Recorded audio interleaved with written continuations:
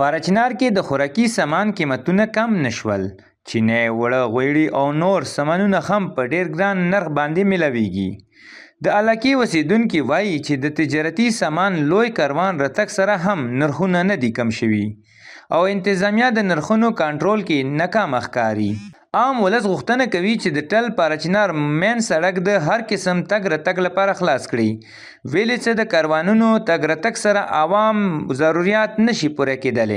که تاسو وکسئ د ماه رمضان مبارک میاشتې کې خلک یو بل سره تعاون کوي، خلک یو بل سره مدد کوي، سرکار ریلیف ورکوي، نورو ملکو کې ورکوي. خو که دلته کورمې کې کوم هغه وکس چې موږ ته دوه هفتو کې یو وارې کنوی راشي، هغه کې سامانونه راشي، هغه سامانونه یو غریب سړي خپل هغه نه وتلی دي، واس نه وتلی دي، مهنګائی په ډبل دی، پټرول نشته، ډیزل نشته، بچیو سکولو مشکلات دي.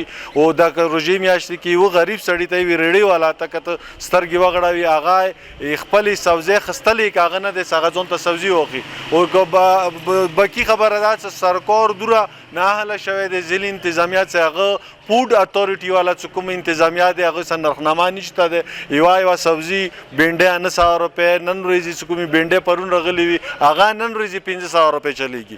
یعنې یو سوچ کوو ته چې یو مافیا سیستم دی، یعنې سرکاري څه هغه نشته. موږ غواړو دا چې پرون چې کوم 10 نه 4 بجو پورې چې کومه روډ خلاص و پکار دی د ډیلیز بیس باندې دا روډ 4 نه د 10 نه 4 پورې یا 12 نه 6 پورې پکار دی دا روډ دا شی مو ته ډیلی بیس باندې خلاص مو د علاقه مشکلات نه وځي. د عوام شکایتونو باوجود انتظامیه تر اوسه پورې هیڅ ګامونه نه دي پورته کړي. د قیمتونو نه کمیدو وجه دا دی چې پاراچنار ښار کې د چیک اینډ بیلنس نشتوالی او د ګران فروشي پر ضد سخت اقدامات نه اخیستل دي.